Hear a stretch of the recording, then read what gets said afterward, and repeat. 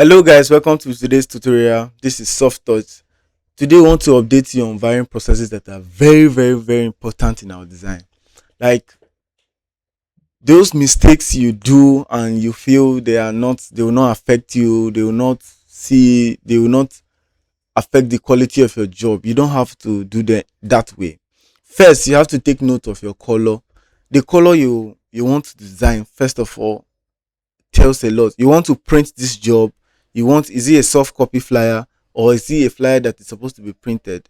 Or we have machines in printing, like let's say Cord, we have GTO, we have different aspects. So if you are printing like 1,000 copies of a flyer, you're not basically not going to use smaller machines like DI. So the most important thing there, you have to take note of your color. Let's dive in straight.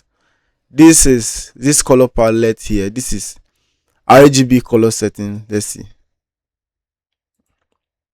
Yes, this is a RGB color, meaning that this is red, green, and blue.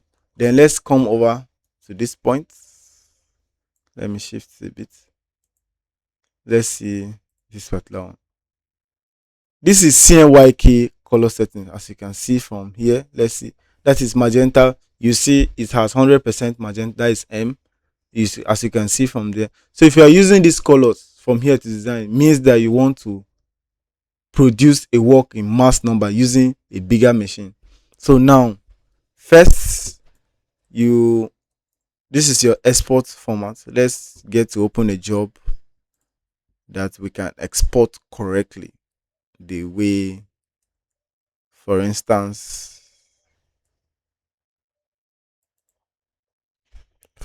let's see. This is our most recent job for Jorin Jola. This is Jorin Jola. They just opened up, which you can patronize them in Makodi.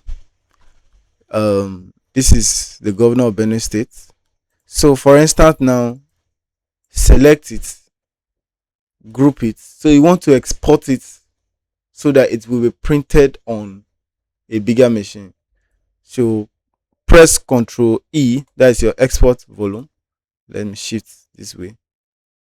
You want to export this, then change to JPEG.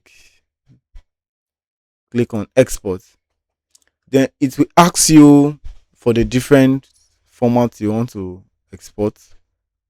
Look at from here, this is RGB. So first you change it to CMYK. But something will happen here that will affect the design. The color settings may change because it will not be as bright as what we are seeing here, because this design was designed using RGB color.